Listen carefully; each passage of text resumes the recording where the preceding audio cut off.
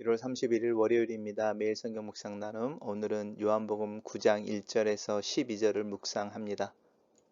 본문을 읽습니다. 예수께서 길 가실 때에 날 때부터 맹인된 사람을 보신지라.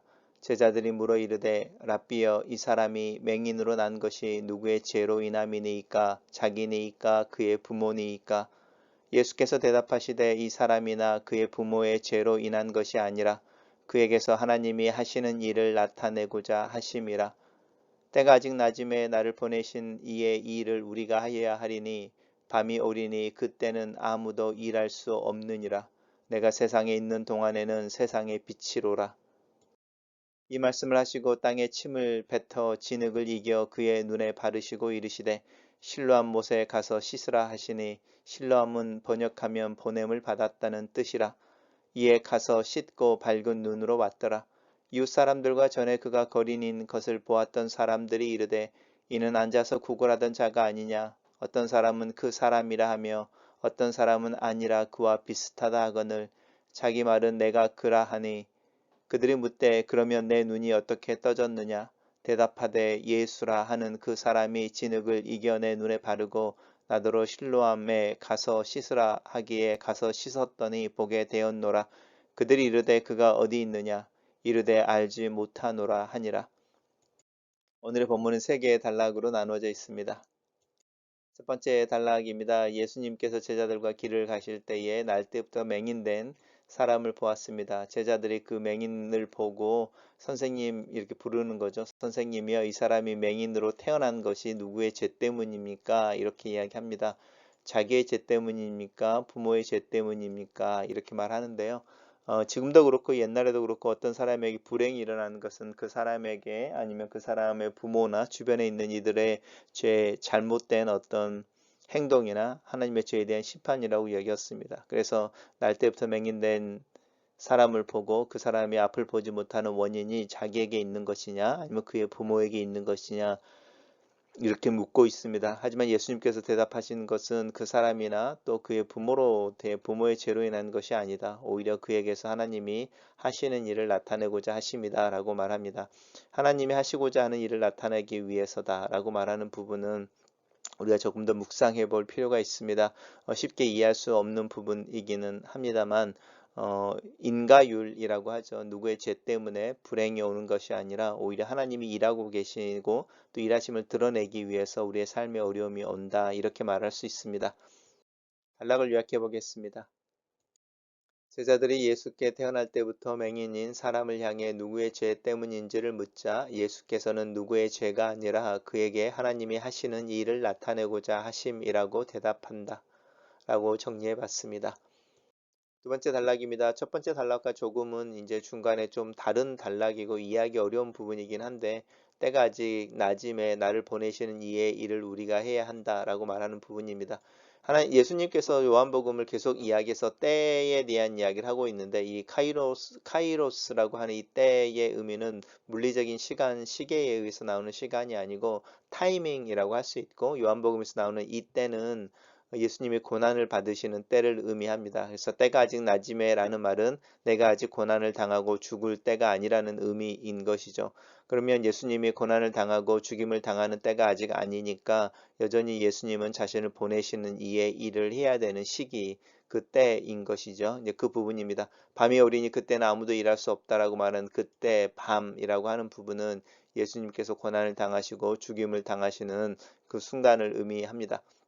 그러면서 내가 세상에 있는 동안에 세상이 빛이다라고 이 빛에 대한 이야기를 하고 계시는데, 우리가 앞이 보이지 않는다는 것을 어둠의 상태로 이야기할 때에 예수님께서 앞을 보지 못하는 사람들로 가득 차 있는 이 세상에 빛이다라고 말씀하고 계십니다.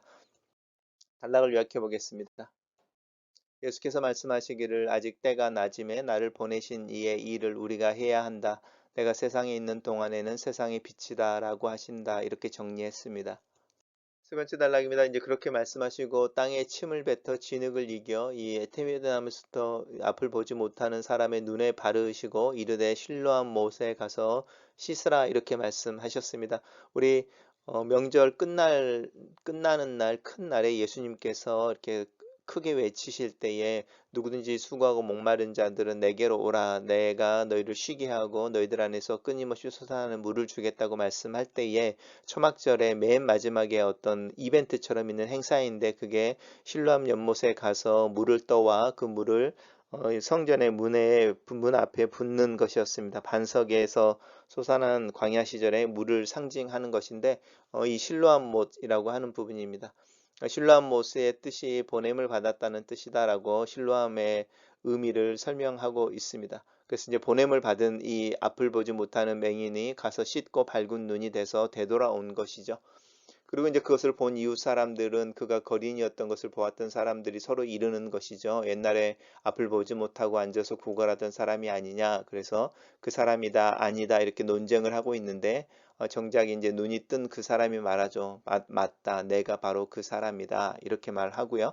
그러면 이제 네가 어떻게 눈이 떠졌느냐라고 말하니까 예수라고 하는 그 사람의 진흙을 이겨서 내 눈에 붙이고 나더러 실로암에 가서 씻으라 하기에 가서 씻었더니 보게 되었다. 이렇게 말합니다. 그리고 그 사람들이 이제 그러면 예수가 어디 있느냐라고 말하니까 앞을 보게 된 이 태어나면서부터 앞을 보지 못했던 그 사람이 알지 못한다. 이렇게 이야기합니다. 단락을 요약해 보겠습니다. 저는 이 단락을 예수께서 땅에 침을 뱉어 진흙을 이겨 나면서부터 소경이었던 자의 눈에 바르고 실로암 못에 가서 씻으라 하시니 그가 그대로 행하여 밝은 눈으로 되돌아온다. 어찌된 일인지를 묻는 사람들에게 예수라 하는 사람이 나를 고쳤다고 고백한다. 이렇게 요약했습니다. 첫 번째 묵상 나눔입니다. 세상은 인과응보, 자극과 반응, 인풋과 아웃풋과 같은 원인과 결과의 논리로 가득 차 있다. 누구에겐가 불행이 일어나는 일은 그 자신이나 주변의 누군가의 잘못이라고 생각하기도 한다. 하지만 하나님은 이 인과율의 법칙을 때때로 무너뜨리신다. 어떤 일이 발생하는 데에 분명 원인이 있겠지만 그 원인이 하나님이 될 때는 그 결과가 달라진다. 하나님의 은혜는 우리에게 페어가 아니라 페이버에 대해서 말한다. 내가 사랑을 받을 자격, 원인을 제공하기 때문이 아니라 하나님의 호의와 은혜 때문에 하나님의 사랑을 받는다는 것이다. 때로는 그것이 과분하게 느껴진다. 나를 향한 사람들의 질문과 손가락질에 의해 내 삶이 결정되지 않는다. 내가 이루어내는 것의 유무 혹은 정도에 따라 내 삶이 결정되지 않는다. 하나님께서 나를 통해 하시는 일을 나타내시기 때문이다. 때로는 그 상황이 어렵더라도 눈물을 흘리게 할지라도 산의 정상에 선 듯한 환희 속에서도 나는 하나님의 일하심을 고백하고 내가 원인이 아니라 하나님이 원인이시며 내 인풋만큼이 아니라 훨씬 큰 아웃풋이 하나님의 은혜로 내 삶에 주어지는 것을 믿는다. 이 믿음으로 오늘 하루 나에게 주어지는 길을 묵묵하게 걸어가기를 원한다. 두 번째 묵상 나눔입니다. 예수께서 인식하고 계시는 이 하나님의 때에 대해 생각해 본다. 인생의 중요한 순간들은 다 물리적 시간의 흐름 속에서 일어나지 않는다. 때라고 하는 어떤 순간 타이밍이 있고 그 적합한 때에 일들이 일어난다. 그리스도께서 자신의 고난의 때가 아직 이르지 않았음을 인식하시고 지금은 일해야 하는 때임을 말씀하시는 것처럼 나도 하나님의 일하심 속에 내가 해야 하는 일, 내가 어디 서 있는지를 알아차리고 싶다. 주님께 지혜를 구한다. 세 번째 묵상 나눔입니다. 예수께서는 자신이 세상의 빛, 생명의 빛이 되시는 것을 나면서 소경이었던 자를 고쳐주심으로 증명한다. 눈을 뜨게 되는 것은 예수께서 침으로 이겼던 진흙 때문일까? 아니면 실로암 못에 가서 씻으라라는 말씀 때문일까? 아니면 그 사람의 순종함일까? 이 세상에 살면서 빛을 보고 빛에 거하게 되는 믿음은 이 세 가지를 모두 포함하고 있는 것은 아닐까? 그리스도의 작은 노동과 명령 그리고 순종이 함께 어우러질 때에 하나님의 일하심이 드러나고 이 세상은 하나님의 영광을 보게 되는 것은 아닐까? 주님은 오늘 내 삶에서 어떤 일을 하실까? 내 삶의 어떤 부분을 만지시고 회복시키시고 나를 성장시키실까? 나는 주님이 하시는 일과 나에게 명령하시는 것을 어떻게 알아차리고 순종할 수 있을까? 내 안에 계신 성령에게 주의를 기울이고 성령에게 물어보고 그의 음성과 내 마음의 상태를 점검하며 하나님 앞에 침묵하며 서는 아침이다. 하나님께서 나에게 은혜를 주시기를 나로 하여금 보게 해 주시기를 기도한다. 글로 쓰는 기도입니다. 살아계신 하나님, 예수 그리스도 안에서 하나님의 일하심을 보는 안목을 주셔서 감사합니다. 하나님께서 내 삶 가운데 일하시는 것을 믿습니다. 하나님의 일하심이 나로 이 세상의 인과 율에서 자유하게 합니다.